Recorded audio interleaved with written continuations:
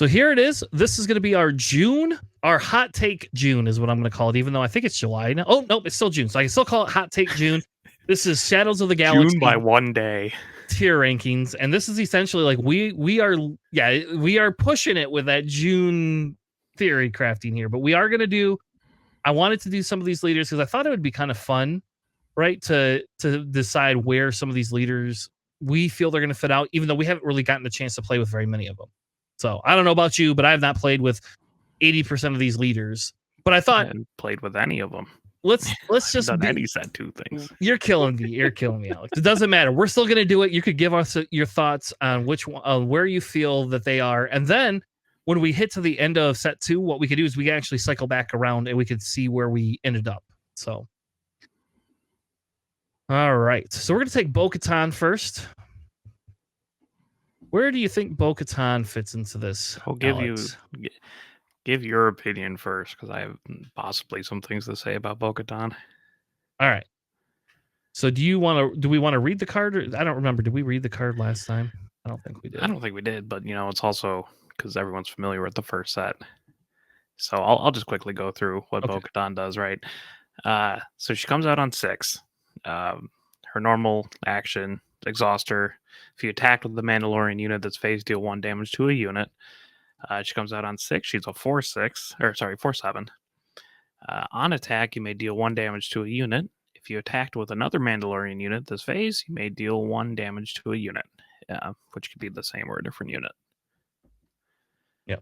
So based on the fact that we have quite a few Mandalorians, I think she fits well into a couple of different categories, but really she's doing the blue. I put her solidly in a B category, personally. I think I'm more up on her than most of what I've heard. I would, like a B plus ish, a like lower A, higher B seems right to me. There's a lot of Mandalorians, including herself. A 4/7 stat line on a 6 isn't bad, and just the ability to do damage elsewhere is so strong. That's what makes Vader really, really good, right? I think she's pretty solid. Her ability doesn't cost any resources. The ping it just means you have to attack with a Mandalorian, but there's so many in this set, and a lot of them are really good in blue and red, and she's a red, so that it seems like she can actually do a lot of work. Yeah, and we also based on the fact that we have This Is the Way, right? So This Is the Way is a neutral heroic card. So you can play this in this deck, and you got Darksaber. So as long as you play that on a Mandalorian, you're good to go. Darksaber, I don't care what people say. I think Darksaber is, when it comes to being able to play it on Mandalorian, is really, really, really good. And you could afford it when she comes out. Yeah, there's so much like Mandalorian support that I think, and they're solid too. Like blue, you have like Mandalorian armor. You could put Mandalorian armor on her. Right, and then now she gets an extra attack and 3 extra health and a shield token. It's a little bit like of an inverse Luke's lightsaber, but she becomes like a 5/10 for 2 resources when she comes out, and a shield, which is terrifying. Yeah, she is just, I think, just hands down. I think she will. I'll agree with you. I would go. Let's go to a B, that B plus, because she's just gonna. She could just take us all by storm. And we just don't know it yet. I'm assuming from just like what we've been seeing, right, that the Mandalorian stuff's really good, right? If we didn't have these kinds of Mandalorian cards, I don't think she'd be nearly as good, right? Because, it's the whole tribal thing. And I think she's going to suffer against like control, right? Because your Mandalorians probably aren't going to attack, and generally there's not a lot of units that you do damage to, but there's a lot of good Mandalorian support, and I think she fits right in. All right. Let's do Moff Gideon next. What's Moff Gideon, Alex? So he's the starter deck guy, and you can actually pull him too in sealed and draft because they have the showcase versions of them in packs of Moff Gideon and Mando. I know, isn't that crazy? So Moff Gideon is just an action, exhaust him, attack with a unit that costs 3 or less. If it's attacking a unit, it gets +1/+0 for this attack. And he comes out on a 5. He's a 3/6 with Overwhelm, which is kind of odd. And each friendly unit that costs 3 or less gains +1/+0 and overwhelm when attacking an enemy unit, which is important because it's not a base. All right. Um, You go want for it. my opinion? Yeah. I'll be honest. Like I think we're not ranking based on drafting or sealed. I think in draft or sealed it's better personally, but I really have to go if we're going for an overall constructed. It just fits into that higher end of that C tier. I don't know if I consider it a C plus. I will say it. I don't know. I feel it's a C. That's kind of where I put it in there. The overwhelm is nice, but the problem becomes is like it has to be the 3 or less, right? You know, so then it's just kind of like you're overwhelming for 1, so it's kind of like a small Sabine ping that you get to do when you just activate, but you're also giving up a little bit of ability on him, and he doesn't have a ton of health for it. He does come out of range of takedown, thank God. Well, he's coming on a 5 too, Yeah, so he does come out pretty early. yeah. So I don't know. I say C. That's where I put him on a higher side of the C. Yeah, I mean, like extra attack is always good. Um, it's not like a static effect like Krennic, so that's not great, and it is limited to 3 and below. I'm just worried that you want to like Voltron lower costing things, right? Just start adding upgrades on there, making him as strong as possible, so you can get the overwhelm and stuff when he comes out. But you know, traitorous exists, or like just instant kill cards, or like power, upgrade removal stuff, power failure, just all that kind of stuff. I'm just like, well, it's a nice buff. If it wasn't static, it would be a lot better. Maybe there's like some pretty solid decks with him. I haven't spent too much time like deck building yet because I didn't know all the cards and I've just been incredibly busy. So I'm not sure if there's something crazy there that I missed, but I would say probably like a C. I don't know what second color you would put with them. Is there anything that you have in mind? Um, so you can actually put you could do double green with him. I have played a double green Moff Gideon deck, and there is enough like lower cost green units, but I don't feel you have a good end game. That's my problem. Is like the end game, like you can ramp, and then now you're not using his ability anymore. And then at that point, why wouldn't you just play something else that benefits you more? You can just play Palpatine. Yeah, exactly. So, so green. Otherwise, it's really more of a red. Like I only see it with red. I think with red, you can make it a mid range slash aggro deck. Like with it, he's kind of a cross in between. Um, and he can kind of fill both roles if you partner him with red. I don't see blue benefiting him much personally. I don't see him as a good control deck. Just that's just me. But Yeah, I mean, like the extra reach is nice, so I feel like you would have to pair it up with things like Viper Bro Droid, right? So now it's a 4 attack, and that's actually can take out some of the 3 drops. Or like your basic stormtroopers, kind of stuff like that. Reach is fine. It's just I don't know. yeah. I haven't really figured out too much to do with Moff Gideon. And I would agree. So, all right. How about Bosk? Let's do Bosk next. Ooh, Bosk. I love me some Bosk. Just as a character wise. So he is as an action, you can exhaust him. Deal 1 damage to a unit with a bounty, and then you may give it +1/+0 for this phase. And he comes out on 5, and he's off 4/6 on a 5, which is nice. And when you collect a bounty, you can collect that bounty again, but you can only use it once per round. So I want to say he's A tier, but I have a hard time saying, hey, let's stick this guy in A tier because he's gonna just be so overwhelming comparatively. Like I personally feel yes, bounties are great, but and maybe this is the Destiny player in me. Bounties bother me a little bit because they take up slots. Like if I'm using bounties, they have to genuinely payoff for me. And like when I use events, I get a good payoff like right away. It's like an instantaneous payoff. I feel the effect. Bounties take longer, have more precarious timing windows. He has some really, really strong bounties, especially if you pair him in green. There is 3 green bounties that really work very well with him, and then there's at least 2, if not 3, red bounties that work really well with him. Um, he also pairs well into blue to some extent. If you want to go with a little bit more of a control healing factor, I don't like it, but I do understand like he is a mid-range control if you put him with blue. Um, and yellow just feels silly, but you could do it with yellow as well. Really, yellow seemed more interesting to me because you have the bounty posting card where you just grab a bounty out of your deck and play it. You do, but you don't get as good of bounties as you have in like green has the best bounties. Yellow's okay for bounties, I guess. I don't know. Like, so to me, he fits into that higher beer He's in the beer category, Hell yeah. I guess. I feel he's Um, in a higher B category for me, personally. Yeah, I think it really depends on how well bounties end up being.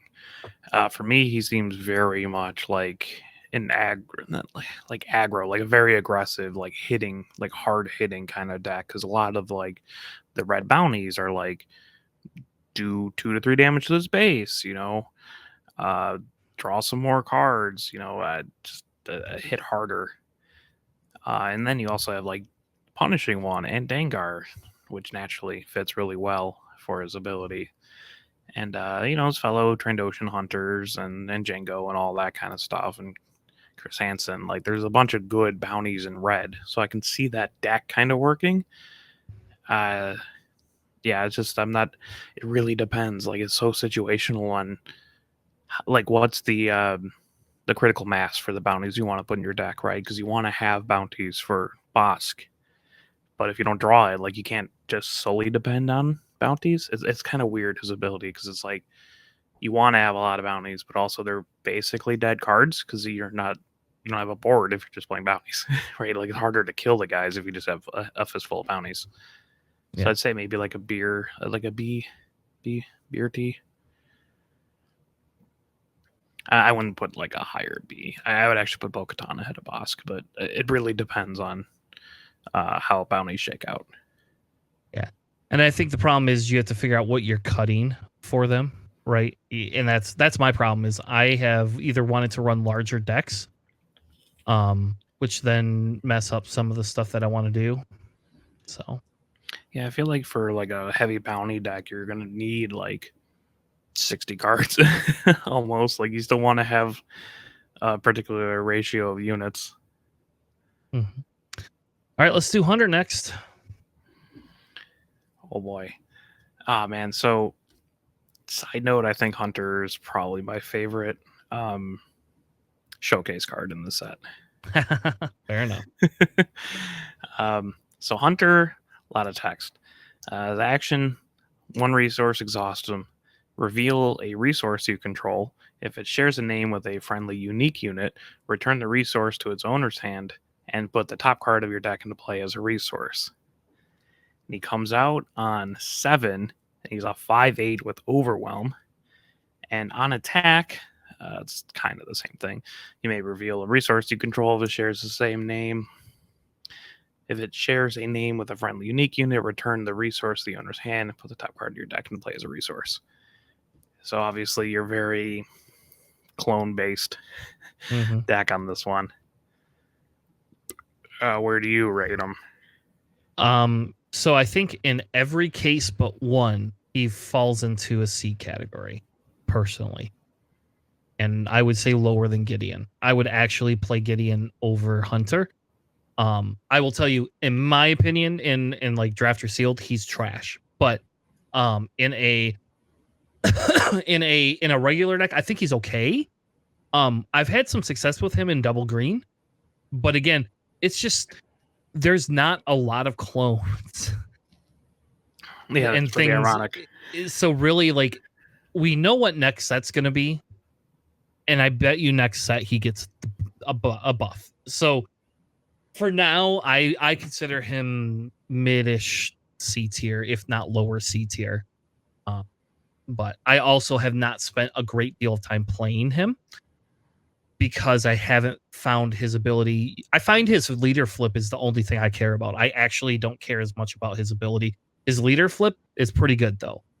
Yeah, he's a beefy boy.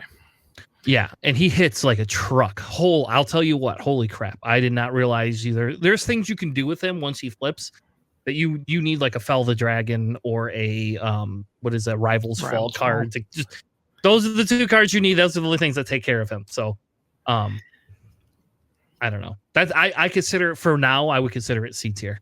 There you go. Yeah, there's probably something in there because, I mean, it doesn't necessarily have to be like clone specific cards, right? Those just happen to synergize it. It's just any friendly, unique unit.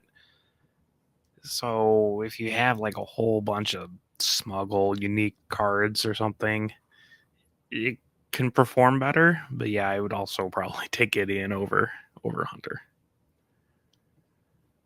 All right. Let's move on. Let's do Finn. What does Finn do? Oh boy. Okay, so Finn, as an action, you can exhaust him to defeat a friendly unit. Sorry, a friendly upgrade on a unit. If you do, give a shield token to that unit. And then he comes out on 5. He's a 4/6, which is, again, really good. And on attack, you may defeat a friendly upgrade on a unit. If you do, give a shield token to that unit. And what are your thoughts on Finn? So my initial thoughts is Finn is trash. That's my actual initial thought, was he was trash. I played around with a couple of decks with him where you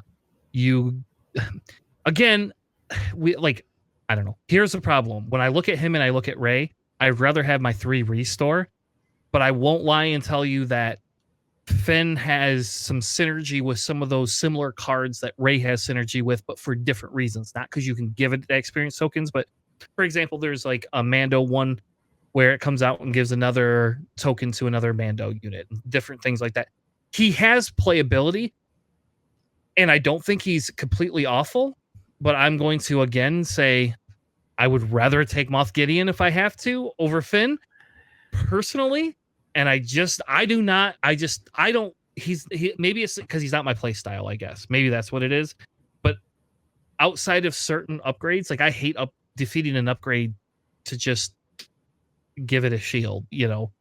I don't know, like if it's an experience token that keeps it alive longer, is that better than a shield? I don't know, you know. Yeah, I pretty much agree. I'm not sure if he's the worst leader in this set. He's not. But but I'm not terribly enthused. I mean, shields are great for sure, but like you don't want to like dump your own like stat bonus ones, right? Like you don't want to like put a lightsaber on one of your guys and then kill the lightsaber off for a shield. So it's like you have to work a lot with like experience tokens, which is fine, but that it doesn't seem like it's particularly worth the investment. Although having shields is great. Like coming from a Luke player, it's really nice to have all your shields. They can do a lot of work. I feel like he can snowball pretty well, but it takes a particular deck, and I'd still much rather have Ray. Fair enough. All right, let's do Lando. Your boy Lando. I love that. I'll tell you what, I do like this showcase art for him too. Yeah, for sure. That's pretty good. So Lando, as an action, you can exhaust him. You play a card using Smuggle, and it costs 2 less, and then you defeat a resource you own and control. And he comes out on 4, and he's a 2/5, just like Sabine. As an action, which doesn't exhaust him, action, you can play a card using Smuggle. It costs 2 less. Defeat a resource you own and control. Use this ability only once per round. All right. So my take is that he has some very unique properties. I give him lower B, and I know that's probably a controversial take, because a lot of people I don't think are very high on Lando. We actually have a deck that is we have a very aggressive aggro deck that we've been testing with Lando that doesn't have a lot of like 4 and 5 and 6 and 7 drops. That has no big bombs. If you don't win by a certain round, you're just done. Like there ain't nothing you're gonna do about it. But I can tell you, we have been able to put out 20-ish damage, by being able to flood the board, bring things in, and stuff like that. So I am right now. I'm going to give him a low B tier. I'd have to like look at all the cards with smuggle in this. It just seems like his ability. I mean, it's nice to play things for cheaper. You are sacking a resource to do so. He is a very, very much an aggro leader. It just seems difficult to play, like a Han, right? And I'm not sure if the smuggle cards are good enough to use with him. But you have a lot more experience with that than me, so it's a little bit hard for me to. All right, we'll go C tier, better than Hunter. I think he's better than Finn.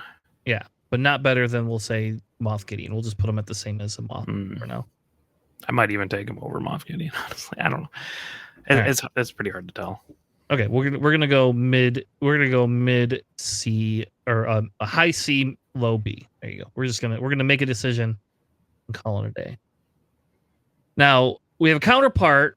We're going to talk about Fennec next, because Fennec I've found is insanely fun to play. Like, holy crap, is Ambush so much fun to play with Fennec. So, Alex, what is Fennec's ability? So Fennec, as an action, you can spend a resource and exhaust her. Play a unit that costs 4 or less from your hand, paying its cost, and give it ambush for this phase. And she comes out on a 5. She's a 4/4 with Saboteur. And as an action, not an exhaust one, as an action, play a unit that costs 4 or less from your hand, and give it ambush for this phase. I put her solidly in a B tier. I think Bo is better than her. But her, again, I originally thought, hey, there's nothing to it. But the question becomes, is can she compete with Sabine? And I guess we haven't done a tier ranking with all of the leaders all together. So maybe that's something we'll do in August, where we could kind of put them all together once we get more data on these leaders. I think she's a solid B, with the fact that she has that ambush capability. She has the ability to put lower cost units out. This set has given us a lot of low cost units. And if you think about like Cloud Rider, why does everybody like Cloud Rider? Is because it's a 3/1 that has ambush for 2 costs. You can bring it in and kill something before it kills your unit, and then you still have a resource or 2 to play. So I don't know.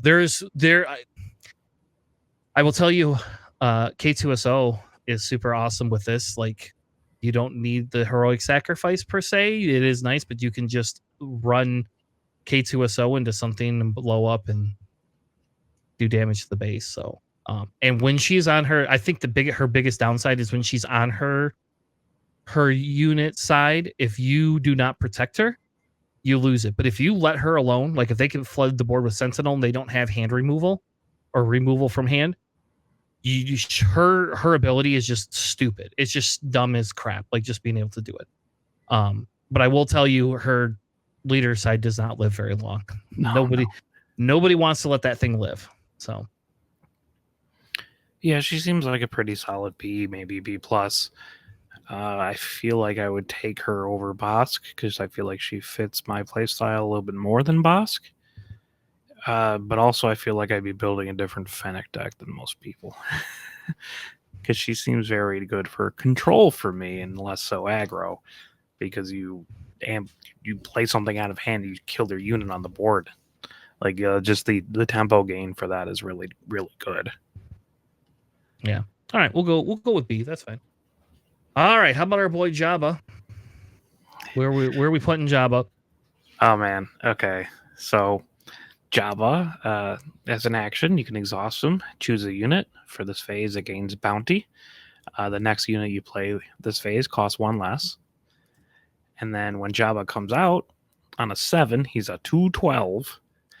And when deployed, another friendly unit captures an enemy non-leader unit.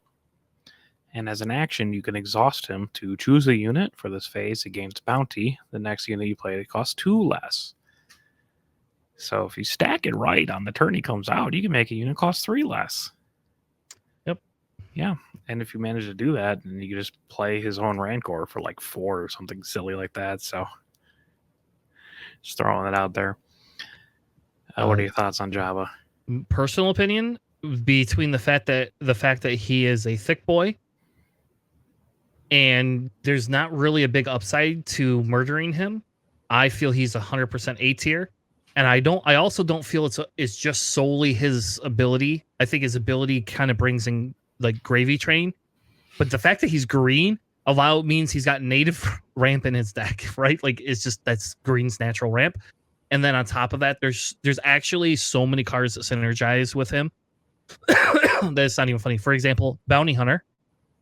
Like, thought that was a stupid card until we got Jabba. Once we got Jabba, then I was like, oh, okay, this guy comes out on 2.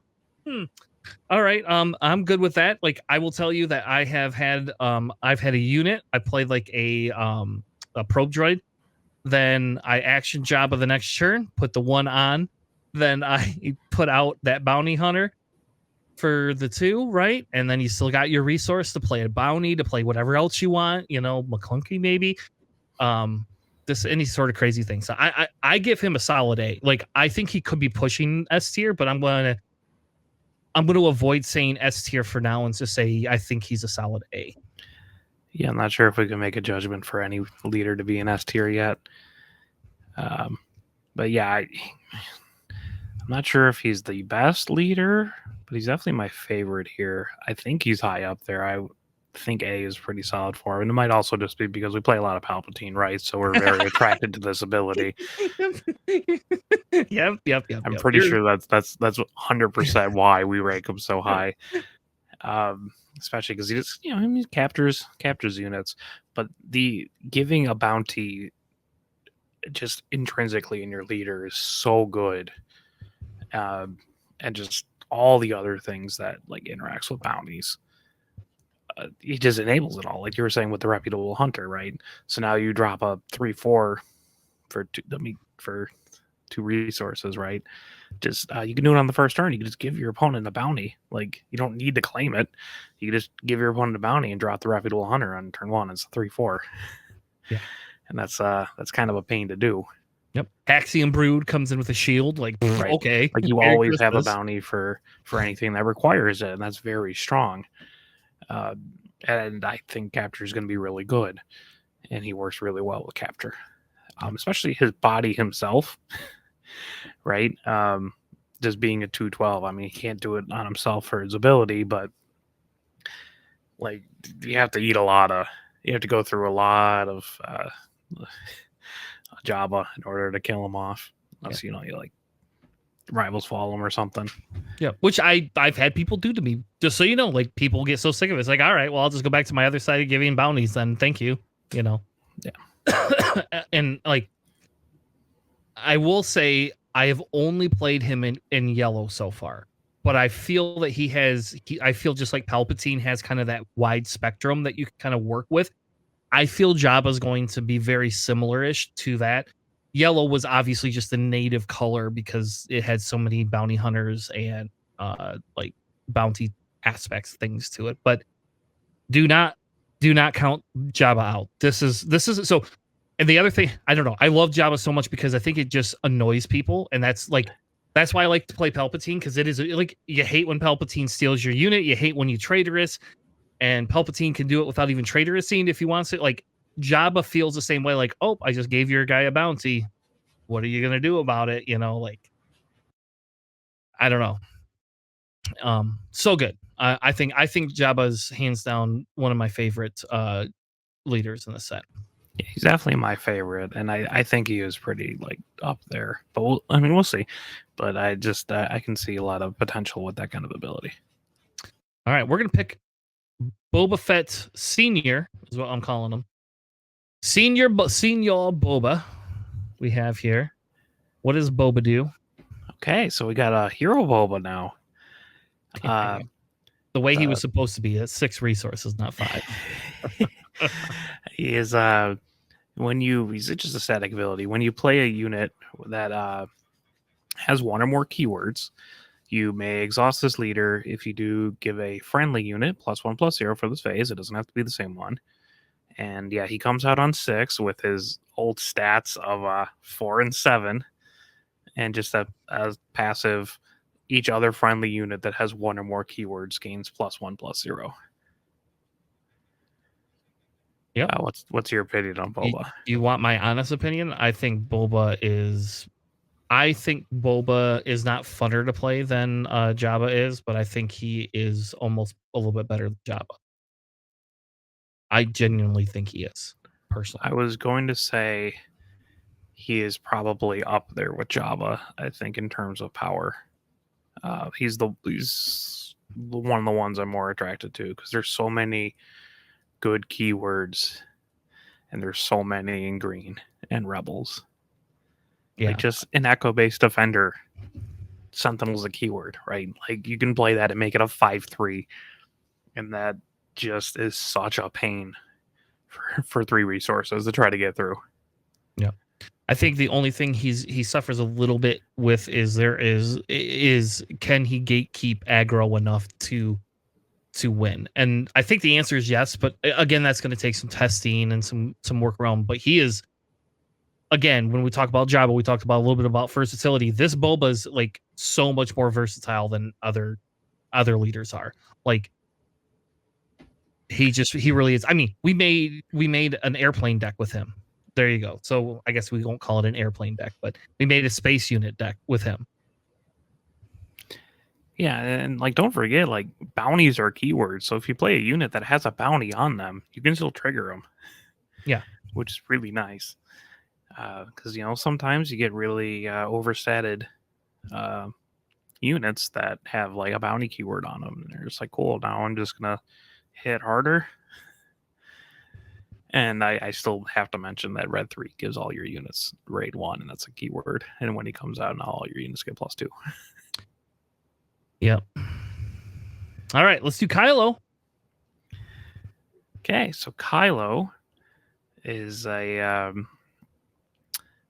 he comes out on 4, but anyways, his action, you can exhaust him, and you have to discard a card from your hand. If you do, you give a unit +2/+0 for this phase. And he comes out on 4, and he's a 5/4 that gets -1, -0 for each card in your hand. What is your opinion on Kylo? I think Kylo is lower B tier. I actually like Fennec better than I like Kylo, and I feel that, like, for example, Kylo Silencer works very well in the Kylo deck, but not as well in other decks. And Works fine in an Afra deck. okay, it works fine in an Afra deck. We haven't gotten to Afra yet, but I I think Kylo has potential and has not been cracked yet, and I think that could bump him up in the stats. But if I'm gonna play aggro, I found that I like Fennec better than I like Kylo, but I like Kylo better than I like Lando. Um, I don't agree. I think a lot of people feel he's just really, really, really good, and I don't see the potential as much. But I also don't like to play with no cards in hand. But I will tell you, I mean, I will tell you, it's super easy, right? It's super easy to just play with no cards in your hand because you always know what you're gonna do. But what I found is that the decks I play him in run out of steam way too quickly, and if you can, like, there's another leader we'll talk about in a few minutes that is just, in my opinion, hands down better. Um, but like without having a lot of cards in hand, this I don't know. I can't get him to work very well. How about that? There you go. So I give him a lower B. That's where I feel he fits. Yeah, I mean, if you like, play a lot of low cost units, go very, very face, he gets a lot better. He can pump out a lot. I just feel like if he hits any Sentinel or control, things kind of go a little bit sideways. Yeah, there you go. So I would take Fennec over Kylo. And again, I think it's just really like you said, it has to be some sort of like code that people still have to crack, because like it's still kind of, I don't know. He feels like not. That's hard to explain. Like he's going to be difficult, and I'm not exactly. I'm not a good aggro player in this game, so I'm not really seeing a lot of the lines that like lead him to success. Yeah.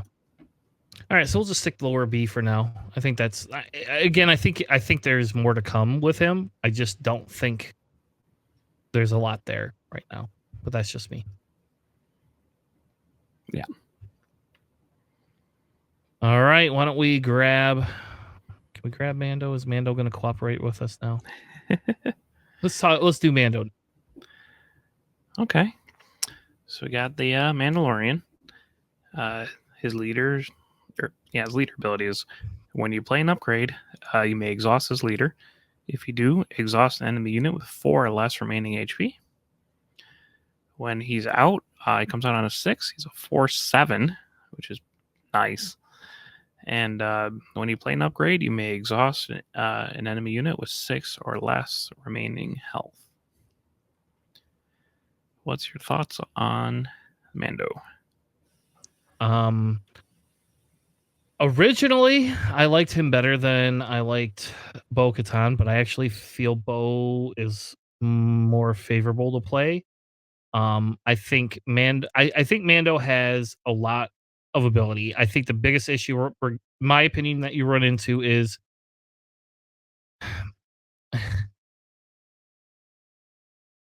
you don't have a lot of upgrades, or you don't play a lot of upgrades.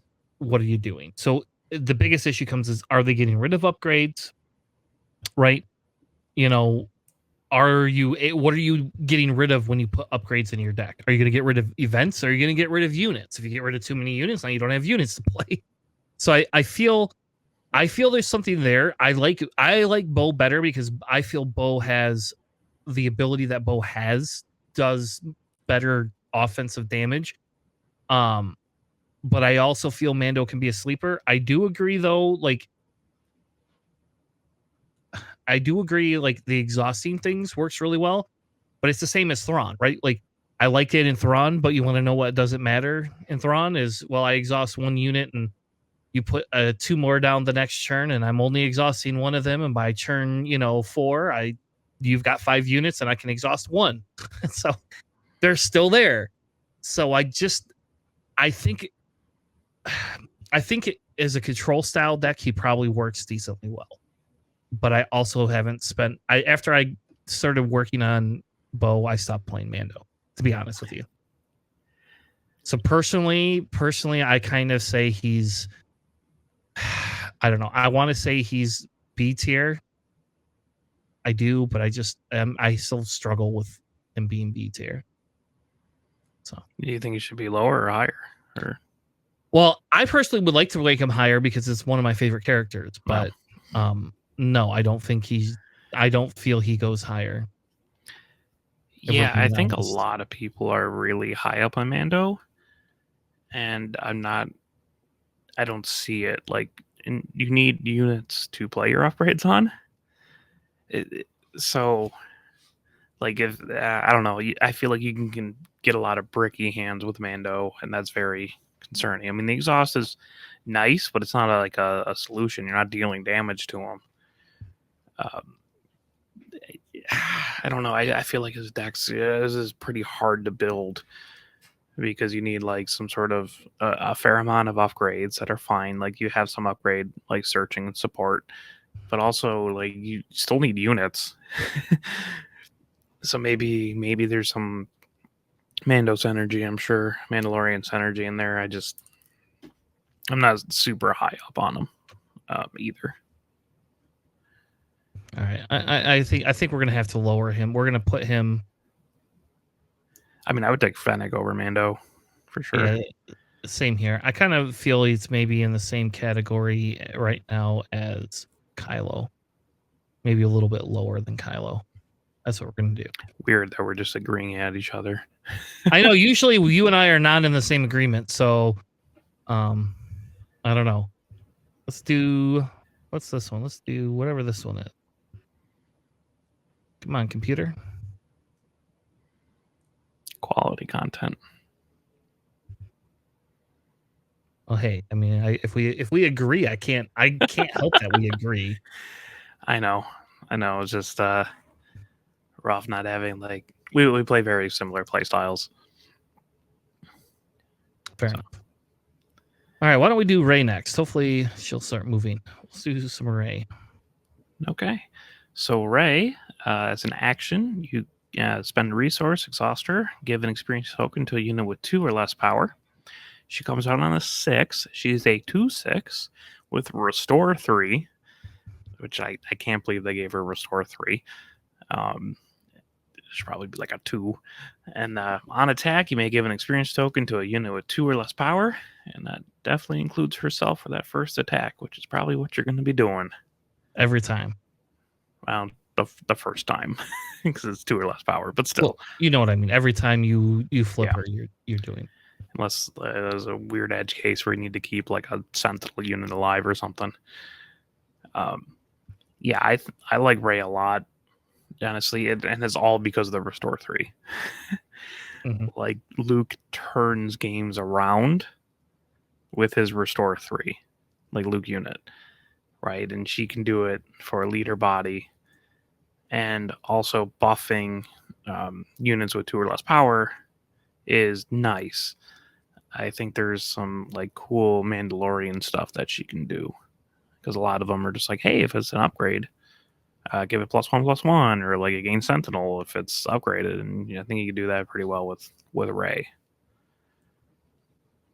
So I'd probably put her at like a higher B. I would take her over Bosk. So I can't get her.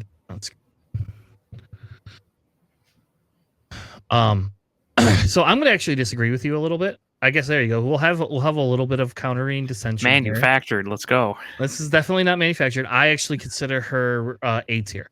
I think her ability puts her maybe on the lower end of that A tier. But I don't think she's better than Boba. I think she's better than Bo-Katan. I think she's definitely better than Bosk. Yeah. And I don't think she's as good as Jabba. I agree with you. I don't think she's as good as Jabba. Though I will tell you that she fills a similar-ish style role to Jabba.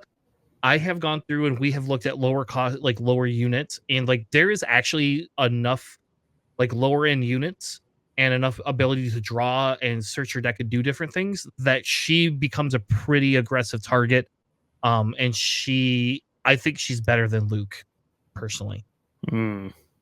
But that's just me. I find her so much better than Luke. I'm sad we don't have a raised lightsaber, but so I feel she's lower A tier. That's where I feel. Fair enough. Lower A tier, upper B tier. Pretty close. All right. Yeah, I don't think you're going to find us disagreeing on that piece of it.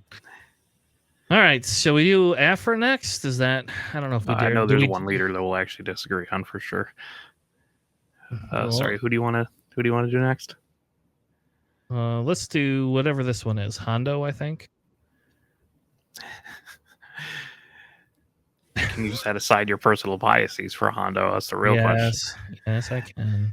Okay, so Hondo is when you play a card using Smuggle, you may exhaust this leader. If you do, give an experience token to a unit. And when he comes out on 6, he is a 3/7 with Raid 1. And when you play a card using Smuggle, you may give an experience token to a unit. Which, also includes him because he's a unit. So do you want my biased opinion or do you want my honest opinion? A little bit of both. My honest opinion is he's D tier. My biased opinion puts him at C. So he's still not very good. I have gone through the Smuggle cards. And I just feel like Lando is a million times more effective for Smuggle abilities. Personally, I don't know. Maybe there's something there for Hondo. I've basically said, well, I could just take Jabba and have a lot better of a time. I just don't find enough Smuggle cards to make him Yeah, I think apologize. he's in that category of like with Hunter, where it's like, well, he'll get better in more sets. The more times they release smuggle cards, better smuggle cards, maybe specific green or black smuggle cards. I'm not sure if he's quite D tier or D plus tier. Um, I mean, I would still take Hunter over him, so he's probably like the last person in C tier. I feel like D tier is just like not technically unplayable, but like you what are you doing, right? Like IG right now, or maybe like Hera, where it's just like, well, they're functionally not great. Hondo at least has like good stats, and there's enough smuggle to have his ability do something, but he just seems subpar, right? Yeah. Kind of like Gideon in a way, but like Gideon's ability is actually better. Well, there's more 3 cost or less Right. units than there is smuggle stuff. So Right. So it's like it's not a useless ability, but like nothing particularly incredible. So oh, that's the one you thought we were going to disagree on. You were no, wrong because it's not.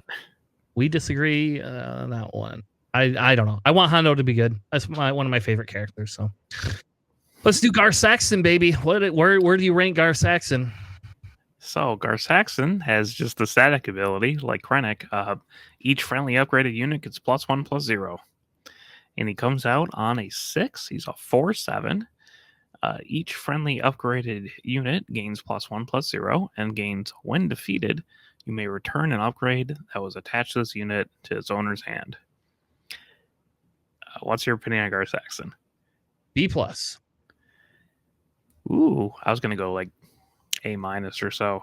Yeah, same thing. I could agree to an A minus. I played some Gar Saxon, and so how about this? You want a deck that's pretty easy to play and navigate? Take Gar Saxon, baby. There you go. Like that's just the answer to like all the questions, and he doesn't care whether it's space or ground units either. By the way, I think I would put him in A, honestly, because he works well with Imperial and Trooper units in addition to Mandalorian, so you actually have more versatility in there.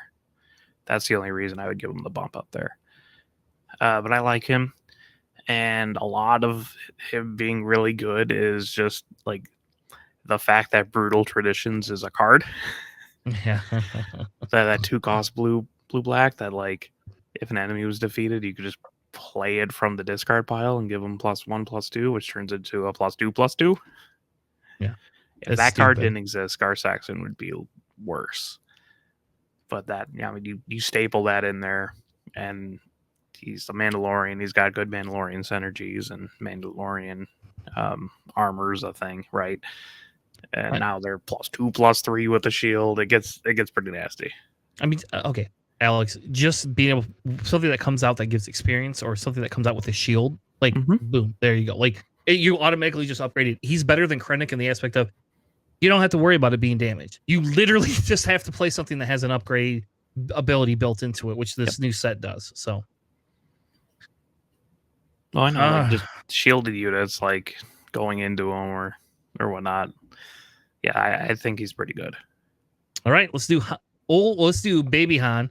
That was my nickname was him, Baby Han. Yeah, Baby Yoda. It's a Yes, Baby Yoda set, so we'll call it the Baby Han. Scum Han. I'm still going with Scum Han. He's red and not yellow in this one. So as an action, you can exhaust him, play a unit from your hand. It costs 1 less, deal 2 damage to it. And he comes out on a 5. He's a 3/6 with the action, not exhaust, just action. Play a unit from your hand. It costs 1 less, deal 2 damage to it. What's your opinion on Han? He's up there with Boba and Jabba. This is the one I feel like we were going to disagree on. I don't think he's at A tier. I'm not terribly enthused by this Han, honestly. Ugh, killing me. I know. Well, it's okay. Playing units for cheaper, super good. I get that. Doing 2 damage to your own units is what hurts the most. Like, that's one of the reasons why, like, Grand Inquisitor's fine, but, like, Grand Inquisitor decks are tricky because you're doing damage to your own units, so they don't live longer. And like if your opponent is able to trade their lower cost units because you're playing higher cost units, like if they could trade your lower cost units into your good units, like you're that's not an advantage anymore. I know like 1 dam would probably super break the game, so you can't do that. But like 2 is just hefty until you get to like the late game. Yeah, I don't know. Depends. Turn 1 play, you have initiative. There's that grit. Heroic Renegade. Is that what it's called? Yeah, it's a 2/3. It The comes in 2/3 at with it's grit. a 4/1. It's like a mini Greedo, basically. It's just that card is dumb. I can play Crate Dragon because I can ramp with Han. I can re-ready my units with aggression. I don't know. I think I don't know. He's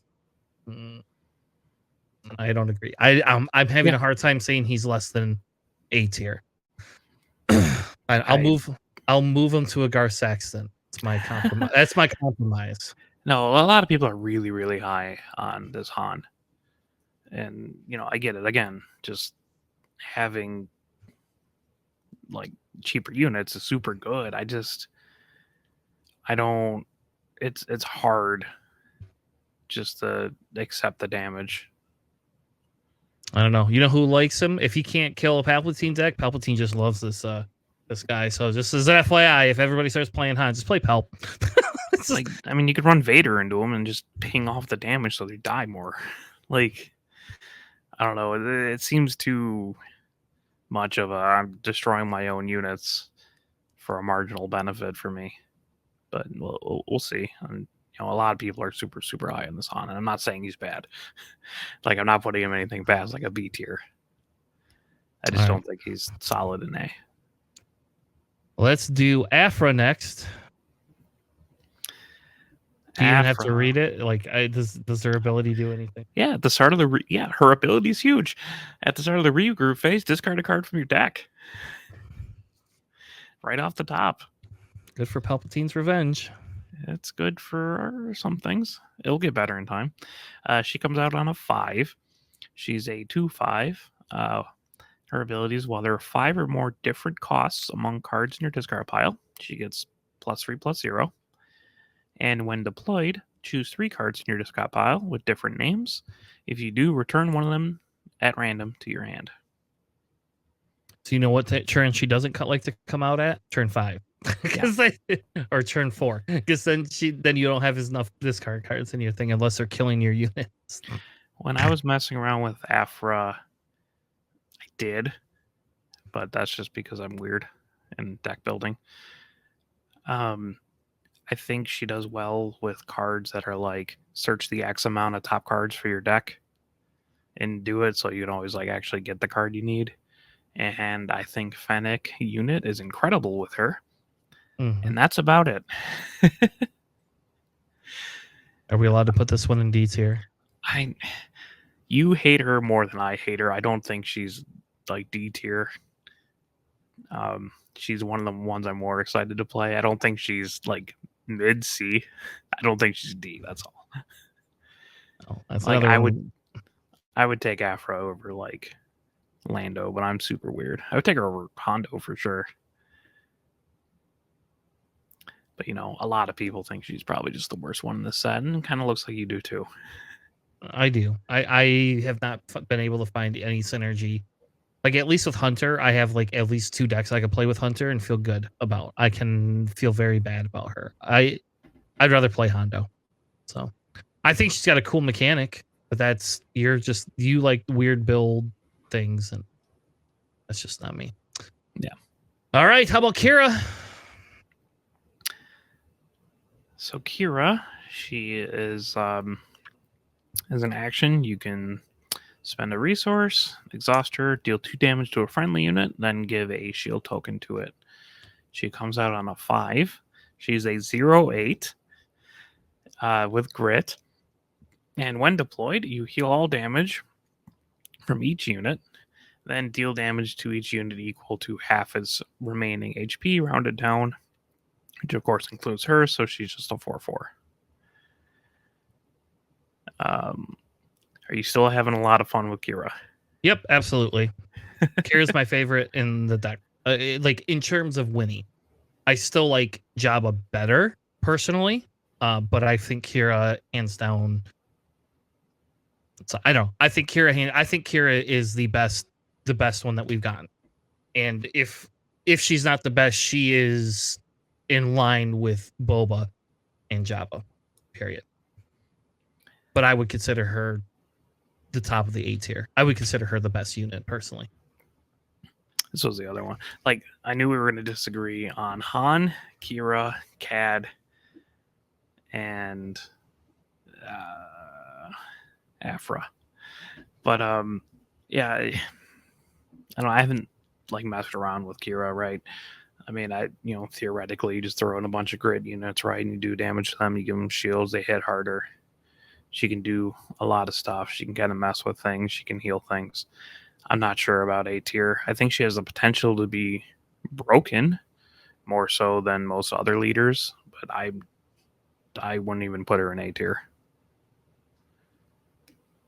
Sad day. So maybe B. I would take Bo-Katan over Kira. Ugh. Yeah. Nope. She's better than Han. She's better than Rey. I'll say Rey does give her a run for her money with that stupid heal crap, though. What about her makes her so strong? What am I missing? Well, so like on some of it is there's a couple of different things. So you have First Light, that's an amazing card. You have the Walker. Without First Light, she's not as good. How about that? But she has the ability to control when your leader comes out almost instantaneously, because most leaders don't come out with shields outside of Iden. So Iden is a problem for Kira. But she has the access to all the control cards. She has access to heal cards, and she can act like a boosted Krennic. And what she does is she shields your units when they come out all the time, and has the ability to give them grit when First Light comes out.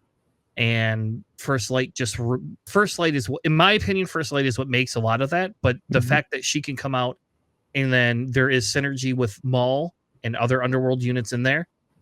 And when she comes out, she resets the damage. So if she comes out and then you can overwhelming barrage, you can literally wipe a board on that churn instead of the churn that you like instantaneously. And she's now, a 6/8. She's doing all that extra damage, and then you can just ping the rest of the damage off for people. She also has the ability to deal with leaders, and that's why I like her more. I don't care as much. I'll be honest. I don't care as much about her on the leader side. I care about her for her flip to control and to extinguish whatever leader they have. It's just gone. So like if Boba comes out, here comes Kira. Boba's now got 4 health left. Kira swings, kills Boba. And I'll make that trade every day of the week on both sides of the Boba table.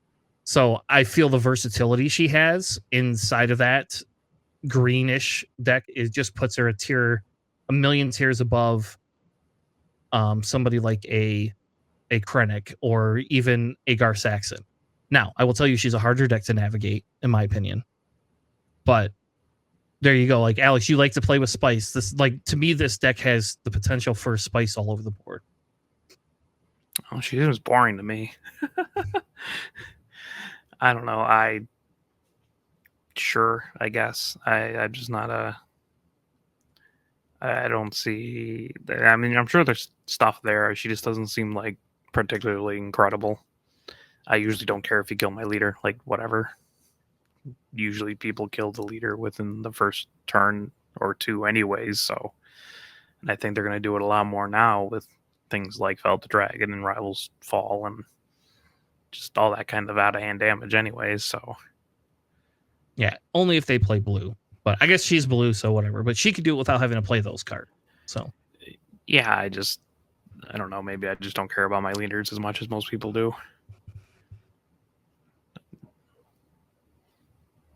All right, well, I'll move her down in line with Boba, but that's as far as it goes. I can't. It's funny if you do something like Force Lightning or Imprisoned or something, so she doesn't have grit, and you just freely swing into her for 0 damage. That's fair. I don't know. I feel like there's a lot of ways to just counter her, and also 4 health is rough. All right, the next one we have, or the last one we have, is Cad Bane. Yep. So Cad Bane as leader ability. When you play an underworld card, you may exhaust this leader. If you do, your opponent chooses a unit they control, deal 1 damage to it. And when he comes out on 6, he's a 2/8, which is a lot of health, with Raid 2. When you play an underworld card, you may choose an opponent. They choose a unit they control, deal 2 damage to it, and you can only use that ability once per round. So originally when CAD first came out, I thought CAD was off the charts amazing, just super good. After playtesting him a lot, I put him in B, and I kind of put him alongside of Bosk, maybe even a little bit below Bosk. I do think that there is stuff there with him, but he is a very like, this is one type of deck you're going to play, and that's it. And it's a one style deck. I don't disagree with CAD. I will definitely run CAD, probably quite a bit because I like the underworld mechanic piece of it. But I don't know. I don't think he's as good as what I originally thought he was. So it turned from disagreement to agreement. Yeah. Well, that's what happens when you play with a character enough. You kind of go, yeah, all right, well, this is not what I thought it was going to be. You realize Xanadu Blood is actually very difficult to do because like you're really impacting your own everything. Your board stayed and like it's like, oh, this is not as good as I thought it was. Actually, I don't like that card as much. I now actually just take Fire Spray if I want something because it's underworld as well. And I don't know. I don't think Xanadu Blood is bad. Don't get me wrong. I think there is synergy there, but it is not a get out of jail free card, and it's not a card that you play to say, oh, I'm going to win the game with this card. No. No, you're not. Xanadu Blood is fine because it's essentially a 6/6 for 6. Yes.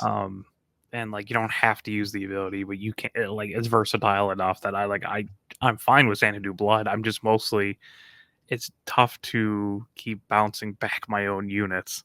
Yep. And that's what I ran into. A lot of the problem with Cad Bane. Like he's fine. I mean, it sucks that your opponent has to choose. I mean, it makes sense, right?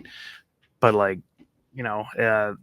giving your opponent agency is not great.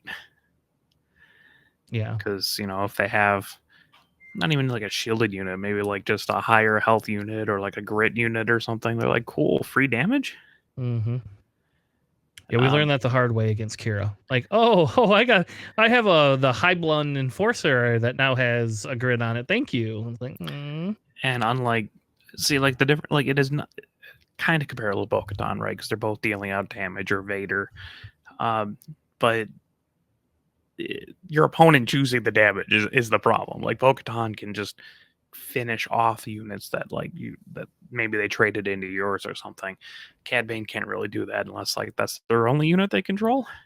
Yeah, which is fine, like kind of early game, but once you hit mid or late game, or if you're playing against a deck that goes wide, Cad Bane suffers a lot. Yeah, and it's kind of the same thing. Once he hits that table, people just try to take him out. Like people don't care about Pelp, it seems, which is funny because he's a 4/10. But like Cad Bane is a 2/8. Oh, I constantly get complaints that Palpatine's a 4/10. They hate it when I bring up Palpatine. No, I know, because they don't go into him. Yep, they don't go into him as often. And that's the thing with this one. It's like, people care less because it's only doing 2 damage back to you. Right. The raid is another thing that really bounces them out like that. I mean, he's definitely more fair. Yeah, I think he's fine. Like a B, I take him over Kylo because I don't think Kylo's my play style, but I can see why he'd be roughly around there. Yeah, and I take him over Kylo every day of the week personally. But there's a lot of good underworld cards that have a lot of good like when they hit the field kind of things. Like you want to bounce back one that's like a sentinel if it's low health. But there's also ones that like it comes in shielded, or when you drop it does X amount of damage, or this guy has a bounty on him and I'm gonna bounce him back or something. I mean, it's more so the Xanadu Blood than Cad himself, but they're so, I think, entwined. Yeah, I do like Cad. I don't think Cad's bad, and I will tell you in draft, I think Cad is a lot better in draft than. Better hope you hit all those underworld cards. So anyway. That's I can't give spoilers for later today, but I think this is a good tier ranking. We'll call it our way too early take on leaders.